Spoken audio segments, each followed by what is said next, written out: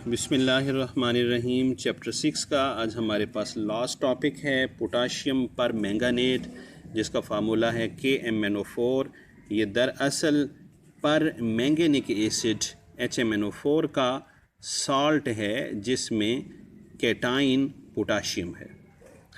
अगर इसके K को हम निकाल दें या पर मैंगनीक एसिड के H को निकाल दें तो MnO4 नेगेटिव बचेगा, जिसका स्ट्रक्चर यूँ है। ये दरअसल 7 बांड बनाता है, दो और 2 बांड्स ऑक्सीजन के साथ और एक सिंगल बांड भी ऑक्सीजन के साथ। यहाँ पे ये इलेक्ट्रॉन है, इलेक्ट्रॉन पेयर है। ये इस तरफ आएगा तो ये डबल बांड इस तरफ आ जाएंगे, यहाँ डबल हो जाएगा, यहाँ सिंगल।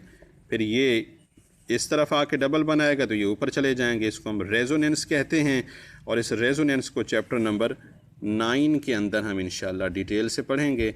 और इसी इलेक्ट्रॉनिक रेजोनेंस की वजह से ये कलर्ड कंपाउंड होता है। पोटाशियम डाइक्रोमेट और पोटाशियम क्रोमेट को आप लोगों ने पढ़ा था। उनमें क्रोमेट और डाइक्रोमेट आयन जो हैं उनका जो कलर होता है वो भी इलेक्ट्रॉन की रेजोनेंस की वजह से होता है। एनीहाउ, इनकी प्रिपरेशन कैसे होती है? पहला मेथड है लेबॉर्ट्री मेथड। लेबॉर्ट्री मेथड में हम पोटाशियम मैंगानेट लेते हैं, पर मैंगानेट नहीं, मैंगानेट K2MnO4। इसमें 2 पोटाशियम हैं तो डेफिनेटली अगर इनको हटा दिया जाए तो इनके ऊपर चार्ज आ जाएगा -2। तो इसके अंदर सल्फ्यूरिक एसिड को पुट करेंगे तो हमारे पास पोटाशियम पर मैंगानेट क्रिएट हो जाएगा। वाटर, मैंगनीज डाइऑक्साइड और पोटाशियम सल्फेट यहाँ पे बाई प्रोडक्ट्स हैं। बड़े पैमाने पर इसको कैसे प्रिपेयर किया जाए? कमर्शियल स्केल पर, इंडस्ट्रियल स्केल पर। इंडस्ट्रियल स्केल में हर मुमकिन कोशिश की जाती है कि सस्ते मटेरियल को इस्तेमाल करके कोई महंगी चीज़ बनाई जाए। चूँकि पोटाशियम मैंगानेट महंगा है, लिहाजा इससे हम ये चीज़ क्रिएट नहीं करेंगे। हम मिनरल पायरोल्यूसाइट को इस्तेमाल करते हैं, MnO2। इससे पोटाशियम मैंगानेट खुद बनाएंगे और पोटाशियम मैंगानेट चूँकि मिनरल पायरोल्यूसाइट से काफ़ी महंगा होता है तो इस बहुत सस्ती चीज़ से ये महंगी चीज़ बना लेंगे और इससे फर्दर हम पोटाशियम पर मैंगानेट प्रिपेयर करते हैं। तो इससे इसको कैसे बनाया जाएगा? तो सिंपल सी बात है, इसकी ऑक्सीडेशन की जाएगी क्योंकि ये +4 है और यहाँ पे ये +6 है। तो +4 +6 में उसी वक्त जाएगा जब यहाँ से 2 इलेक्ट्रॉन निकाल लिए जाएं। तो इसकी ऑक्सीडेशन मुख्तलिफ़ तरीक़ों से हो सकती है। इसको KOH के साथ फ्यूज़ कर लें, पिघला लें और इसमें से ऑक्सीजन पास करें तो ये पोटाशियम मैंगानेट हमें मिलेगा वाटर के साथ। या दूसरा तरीका ये है, इस मिनरल पायरोल्यूसाइड के अंदर आप KOH पुट करें और इसके अंदर कोई ऑक्सीडाइजिंग एजेंट डालें, जैसे पोटाशियम नाइट्रेट या पोटाशियम क्लोरेट। तो इस तरीके से भी हमें पोटाशियम पर मैंगानेट और इधर भी पोटाशियम मैंगानेट और यहाँ भी पोटाशियम मैंगानेट हासिल हो जाएगा। तो इसके अंदर ये ऑक्सीडाइजिंग एजेंट का काम कर रहा है, यानी ख़ुद तो रिड्यूस हो गया, इसने 2 इलेक्ट्रॉन लिए इससे मगर इसको ऑक्सीडाइज़ कर दिया। यहाँ भी ये रिड्यूस हो गया, 6 इलेक्ट्रॉन लिए, ख़ुद -1 में कन्वर्ट हो गया मगर मैंगानीज़ को इसने ऑक्सीडाइज़ कर दिया। अब पोटाशियम मैंगानेट से पोटाशियम पर मैंगानेट कैसे बनाएंगे? इसके लिए हमारे पास 3 मेथड्स हैं, किसी एक को फॉलो किया जा सकता है। पहला है साइंटिस्ट के नेम पर स्टेडलर्स प्रोसेस। इसमें पोटाशियम मैंगानेट के सॉल्यूशन में से क्लोरीन गैस पास करेंगे, क्लोरीन इसको फर्दर ऑक्सीडाइज़ कर देगी। देखें, क्लोरीन फ्री स्टेट में थी, 0 ऑक्सीडेशन स्टेट, इससे इलेक्ट्रॉन लिया तो ख़ुद क्लोराइड बन गई। इलेक्ट्रॉन देने के बाद ये Mn+7 में यानी पोटाशियम मैंगानेट पोटाशियम पर मैंगानेट में कन्वर्ट हो गई। दूसरा मेथड है, और स्टेडलर मेथड यहाँ पे एंड हो गया। दूसरा मेथड ये है कि पोटाशियम मैंगानेट के सॉल्यूशन के अंदर से कार्बन डाइऑक्साइड गैस पास करें। इस सूरत में हमें पोटाशियम बाइकार्बोनेट और MnO2 manganese dioxide mineral pyrolusite मिलेंगे और इसके साथ साथ जो असल प्रोडक्ट है पोटाशियम पर मैंगानेट ये भी हासिल हो जाएगा।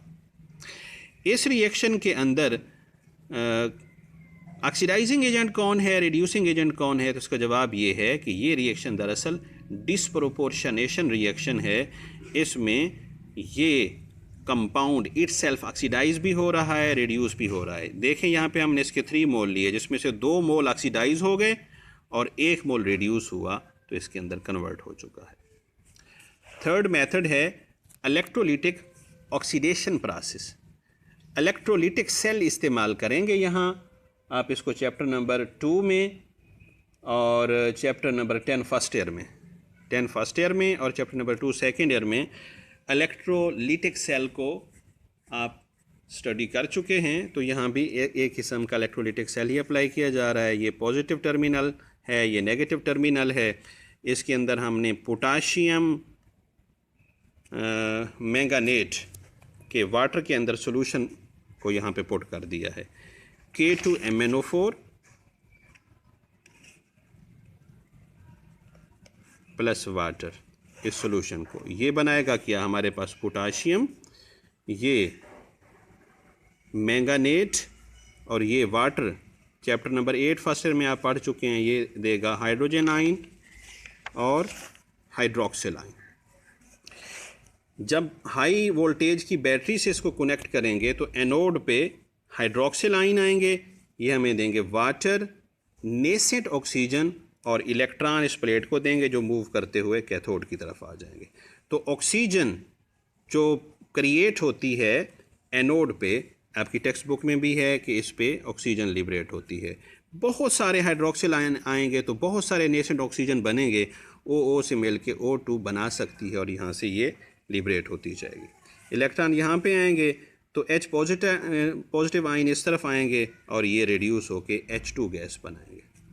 लेकिन इसमें फ़ायदा क्या होगा कि कुछ ऑक्सीजन तो O से मिल के O2 बनाएंगे और कुछ पोटाशियम मैंगानेट के साथ जब मिलेंगे तो इसको पोटाशियम पर मैंगानेट में कन्वर्ट कर देंगे और पर्पल रेड कलर के रोहोम्बिक प्रिज्म्स बनेगी। पोटाशियम पर मैंगानेट की क्या खुसूसियात हैं भाई? ये डार्क पर्पल लस्ट्रस सरफेस रखने वाले क्रिस्टल्स हैं, चमकदार हैं, क्रिस्टल्स हैं, सॉलिड हैं, डार्क पर्पल कलर के होते हैं। सॉल्यूशन की हालत में डीप पिंक कलर होता है और इनकी हीट ऑफ सॉल्यूशन पॉजिटिव है, यानी एंडोथर्मिक हीट ऑफ सॉल्यूशन है। 7 डिग्री सेंटीग्रेड 20 डिग्री सेंटीग्रेड पे 7% ये हल होता है और टेम्परेचर बढ़ाएं तो इसकी सॉल्युबिलिटी डेफिनेटली बढ़ती जाएगी इस रीज़न के बायस, और 63 डिग्री सेंटीग्रेड पे 25% तक ये हल हो जाता है। 2 किस्म के रिएक्शन हमारे सिलेबस का हिस्सा हैं। एक है potassium permanganate as an oxidising agent. तो potassium permanganate potassium dichromate की तरह कंसनट्रेटेड सल्फ्यूरिक एसिड के साथ मिलकर अपनी ऑक्सीडाइजिंग एबिलिटी को एनहांस करता है। तो इसके साथ जब मिला जाता है तो इस पूरे हिस्से को हम एसिडिफाइड पोटाशियम पर मैंगानेट कह सकते हैं। 2 पोटाशियम हैं, पोटाशियम सल्फेट, मैंगानीज़ 2 हैं तो 2 मैंगानीज़ सल्फेट। तो फिर इसमें से वाटर कितने बनेंगे? 3H2O, और इस पूरे को आप बैलेंस करें तो 5 नेसेंट ऑक्सीजन यहाँ पे बच जाते हैं। और यही नेसेंट ऑक्सीजन ही दरअसल किसी चीज़ को ऑक्सीडाइज़ करने का रीज़न बनते हैं। और चूँकि O2 की बनिस्बत O की ऑक्सीडाइजिंग एबिलिटी बहुत ज़्यादा होती है, तो सल्फ्यूरिक एसिड ने क्या काम किया? इससे नेसेंट ऑक्सीजन को लिबरेट कराया और इसकी ऑक्सीडाइजिंग एबिलिटी को एनहांस किया। अब अगर इसमें हम फेरस सल्फेट ऐड करें तो इसको ये फेरिक सल्फेट में बदल देगा, साथ वाटर बनेगा। हम जानते हैं फेरस में ऑक्सीडेशन स्टेट +2 है और फेरिक में +3 है। ऑक्सीजन चूँकि इसके ऑक्सीडेशन स्टेट 0 है फ्री स्टेट में, तो ये 5 ऑक्सीजन हैं और प्रोडक्ट में ये सारी की सारी ऑक्सीजन -2 फॉर्म में है। लिहाजा 1 को तो 2 इलेक्ट्रॉन चाहिए और 5 को 10 इलेक्ट्रॉन्स चाहिए। लिहाजा यहाँ हम 10 लिखेंगे। 10 फेरस 10 फेरिक में बदल गए और यहाँ सल्फेट चूँकि 10 थे और यहाँ पे 15 हैं, जिनकी कंपनसेशन के लिए हमें यहाँ पे सल्फ्यूरिक एसिड भी ऐड करना पड़ा। काफ़ी सारा ऐड करेंगे, पहले स्टेप में भी यूज़ हो जाएगा, दूसरे में भी। ऑक्सीजन जितनी पहले स्टेप में यहाँ पे बनी है वो दूसरे स्टेप में इस्तेमाल हो गई है। बाकी इसको आप लेफ़्ट हैंड साइड को यहाँ पे लिखेंगे, राइट हैंड साइड को यहाँ पे, तो इस तरीके से ये इक्वेशन मुकम्मल हो जाती है। इसको भाई आप यूँ भी देख सकते हैं कि पहली इक्वेशन तो हुई सेम है, सेकंड स्टेप पे आप फेरस सल्फेट की बजाय हाइड्रोजन सल्फाइड पुट कर दें तो ये वाटर बनाएगा और सल्फ़र जुदा हो जाएगी। सल्फ़र -2 से फ्री स्टेट 0 में आ गई और ऑक्सीजन जो है ये 0 से -2 में चला गया, और फिर ये ऑक्सीजन इससे कैंसिल हो जाएगी और final equation left hand side वाले यहाँ पे, राइट हैंड साइड वाली चीज़ों को हम यहाँ पे लिख देंगे, ये मुकम्मल हो जाएगी। ऑक्सैलिक एसिड को भी एसिडिफाइड पोटाशियम परमैंगनेट ऑक्सीडाइज़ करता है। ये ऑक्सैलिक एसिड है, COOH। इसको हम C डबल बॉन्ड पे दो, दोनों के दरमियान बॉन्ड है, OH और OH ऐसी हालत में लिख सकते हैं। आपकी बुक में यूँ लिखा हुआ है, ऐसे लिखना भी दुरुस्त है, H2C2O4। दरअसल पहली इक्वेशन तो सेम होगी, potassium permanganate acidified, potassium sulphate, manganese sulphate, 3 mole of water और 5 मोल ऑफ ऑक्सीजन बनेंगे।